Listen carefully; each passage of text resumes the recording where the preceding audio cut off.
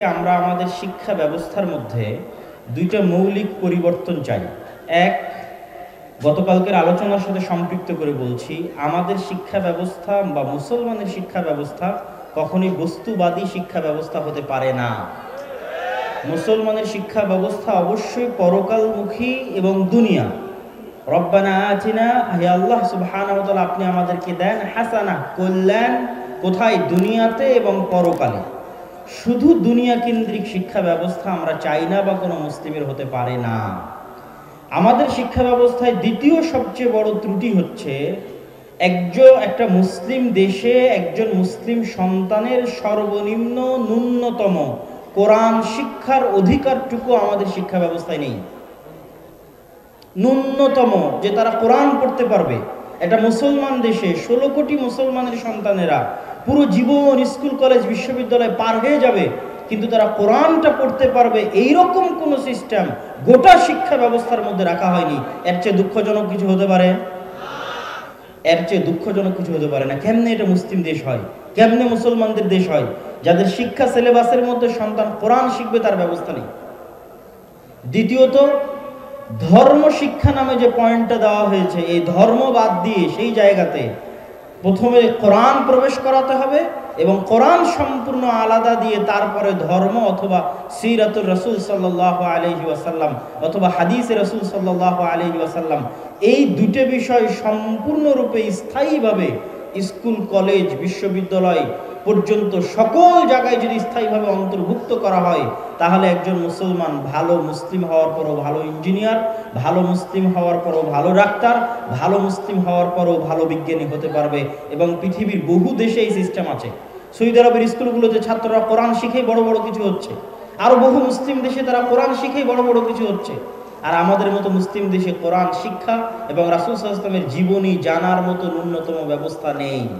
দ্বিতীয়ত, আমাদের দেশে যে আদালতের সিস্টেম এবং যে অর্থনীতির সিস্টেম, সবগুলোই আমরা ওই যে নামে মাত্র দেশ স্বাধীন হয়েছে কিন্তু ব্রিটিশদের রেখে যাওয়া সেই নিয়ম কানুনের উপরে আমরা চলতেছি। আমাদের দেশে অর্থনীতির নামে ইসলামী ব্যাংক চালু হয়েছে, কিন্তু সেই ইসলামী ব্যাংকগুলো আসলেই কি ইসলামী ব্যাংকিংয়ের চাহিদা পূরণ করতে পারতেছে? এটা বড় একটা কোয়েশ্চেন মার্ক তাদের পিছনে, তাদের নামের পরে খুব বড় কোয়েশ্চেন মার্ক। এবং এই প্রশ্নটা আরো বড় হয় যদি আপনি আজকে এই প্রশ্ন করতে শিখেন। এই আলোচনা থেকে আমি যে প্রশ্নটা করব সেটা হচ্ছে, এখন এই মুহূর্তে পৃথিবীর যত সুদী ব্যাংক আছে সব সুদী ব্যাংককে যদি ইসলামী ব্যাংক করে দেওয়া হয়, পৃথিবীর সামগ্রিক অর্থনৈতিক সিস্টেমে কোনো পরিবর্তন আসবে কি? এই প্রশ্নটা ছুড়ে দিতে হবে যে এখন পৃথিবীতে সারা বাংলাদেশে যত সুদী ব্যাংক আছে সব সুদী ব্যাংককে চলমান ইসলামী ব্যাংকে রূপান্তর করে দিলাম। বাংলাদেশের সামগ্রিক অর্থনৈতিক সিস্টেমে কোনো পরিবর্তন আসবে কি? ইসলামের অর্থনীতিটা একটা ব্যাপক এবং সামগ্রিক চিন্তাধারা। এটা জাস্ট একটা সামান্য সিস্টেমের মধ্যে অন্তর্ভুক্ত করে দিলে হবে না। আমি কিন্তু ইসলামী ব্যাংকের বিষয়ে নির্ধারিত কোনো ফতোয়া বা সিদ্ধান্ত দিচ্ছি না। আমি প্রশ্ন ছুড়ে দিচ্ছি যে একে তো আমাদের সারা দেশে সুদীবাজি পুঁজি অর্থনীতি চলতেছে, এবং আমি এবছরের বহু বক্তব্যে বলেছি যে মানবতার শত্রু হচ্ছে সুদী অর্থনীতি, মানবতার শত্রু হচ্ছে পুঁজি অর্থনীতি। মুসলমানের নয়, হিন্দু বৌদ্ধ খ্রিস্টান সবার মানুষকে গোলাম বানিয়ে রাখার, দাস বানিয়ে রাখার সবচেয়ে বড় অর্থ হচ্ছে সুদী এবং পুঁজিবাদী অর্থনীতি। সেটার বিপরীতে আমাদের যে যুদ্ধটা হওয়া উচিত, সেই যুদ্ধটা আমরা মনে করছি ইসলামী ব্যাংক। এই ইসলামী ব্যাংকের কারণে সুদের বিরুদ্ধে আমাদের যে যুদ্ধ, সেটা কিন্তু আমরা ভুলে গেছি। এবং বহু জায়গায় বিশ্লেষণ করলে দেখা যায় যে আমাদের টিচারেরাও বলেন যে শরিয়া মেকানিজম বা শরিয়া ইঞ্জিনিয়ারিংয়ের মাধ্যমে জাস্ট সেম সিস্টেমকে ঠিক রেখে আন্ডারলাইং কন্ট্রাক্টের মাধ্যমে কোনো একটা হারাম জিনিসকে হালাল করার চেষ্টা করা, এটা কখনই ইসলামী অর্থনীতির পরিপূর্ণ রূপ দাঁড় করায় না। সম্মানিত উপস্থিতি, আগে কখনো ইসলামী ব্যাংক নিয়ে কথা বলিনি, যেহেতু পড়তেছি সেহেতু সামান্য আপনাদেরকে মাঝে প্রশ্ন ছুড়ে দিচ্ছি। তবে বিস্তারিত এবং ব্যাপক সিদ্ধান্তমূলক কথা এবং বক্তব্য অবশ্যই সামনে কোনো দিন আসবে ইনশাআল্লাহ। এবং এই জায়গায় আমার সবচেয়ে যেটা দুঃখ এবং কষ্টের জায়গা, সেটা হচ্ছে আমি দেখেছি যে শ্রদ্ধেয় শাইখ আব্দুর রাজ্জাক বিন ইউসুফ হাফিজাহুল্লাহকে বহু আগে ইসলামী ব্যাংকগুলোর শরিয়া বোর্ডে অংশগ্রহণ করার জন্য চিঠি দেওয়া হতো, তো উনি কোনোদিন সেটাতে অংশগ্রহণ করার জন্য যেতেন না বা কোনোদিন রাজি হতেন না।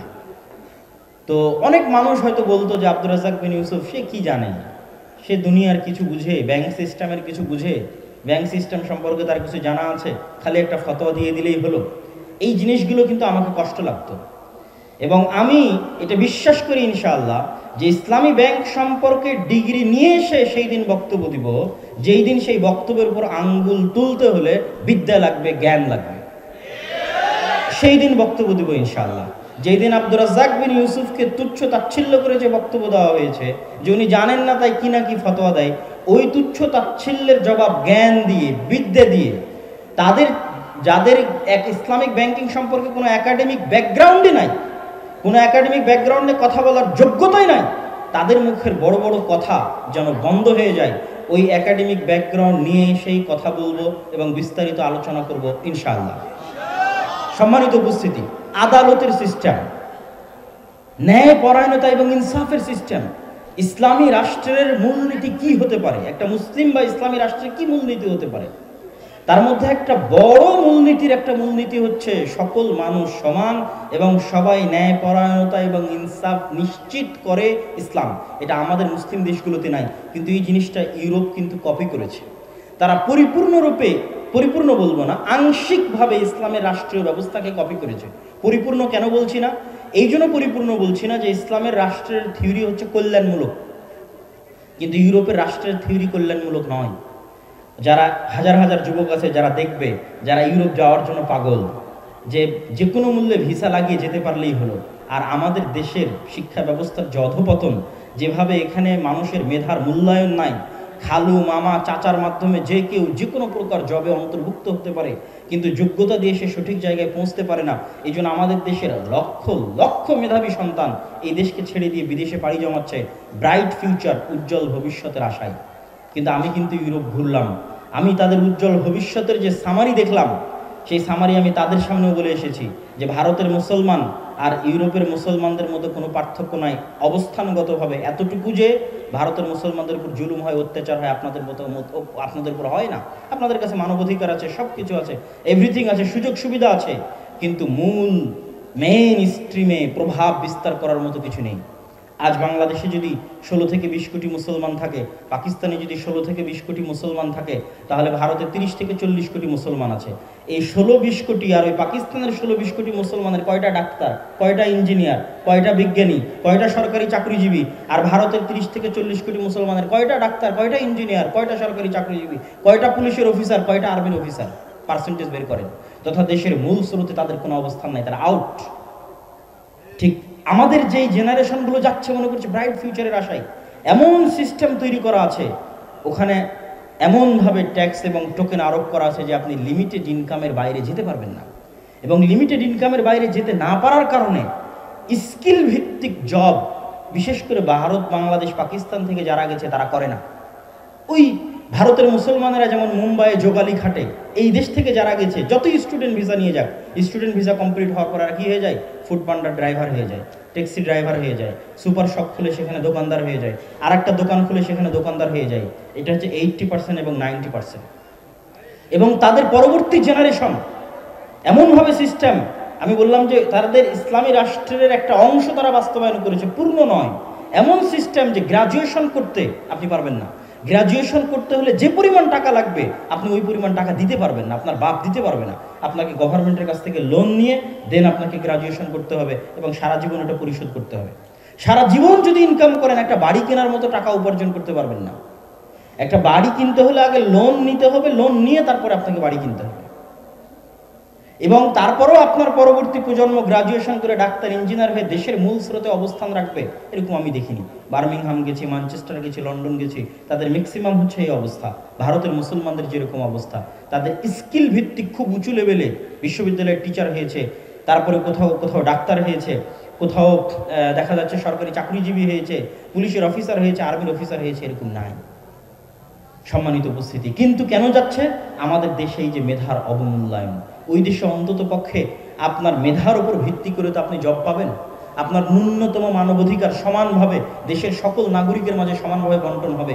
কিন্তু ইসলামে কিন্তু এটা সম্পূর্ণ কল্যাণমূলক। ইসলামে আপনার বাড়ি না থাকলে গভর্নমেন্ট বাড়ি দিবে, আপনার শিক্ষা ব্যবস্থা সম্পূর্ণ ফ্রি হবে, আপনার স্বাস্থ্যর সেবা সম্পূর্ণরূপে ফ্রি হবে, আপনার বস্ত্র যদি না থাকে বস্ত্র সম্পূর্ণরূপে ফ্রি দেওয়া হবে। কল্যাণমূলক রাষ্ট্র ব্যবস্থা। এবং ইসলামের রাষ্ট্র ব্যবস্থার আর একটা মৌলিক মূলনীতি হচ্ছে, বা ইসলামী অর্থনীতির একটা মৌলিক মূলনীতি হচ্ছে, বাড়ির একজন কাজ করলে সবাই খেতে পাবে, এরকম সিস্টেম হতে হবে। আর সেখানে এমন সিস্টেম, আপনার বেটি যদি কাজ না করে, আপনার বউ যদি কাজ না করে, আপনি খেতে পাবেন না। জিজ্ঞেস করে দেখেন যারা ইউরোপে আছে, তাদের জিজ্ঞেস করেন আপনি, যে তারা যখন প্রথম গেছে তখন তারা স্ট্রাগলিং করেছে, তাদের বউ চাকরি করেছে, তাদের মেয়েরাও চাকরি করেছে এবং এখনো করতেছে। সবাই মিলে চাকরি করলে দিন একটা ফ্যামিলি চলতে পারবে। কিন্তু এটা ইসলাম কিন্তু এই ধরনের রাষ্ট্র ব্যবস্থা নয়। ইসলামের রাষ্ট্র ব্যবস্থা হচ্ছে আরো কল্যাণমূলক, আরো এক্সপ্যান্ডিং। কিন্তু তাদের কাছে 80% হলেও ইসলামী রাষ্ট্র ব্যবস্থা আছে, আর আমাদের কাছে 0%ও নেই। সম্মানিত উপস্থিতি।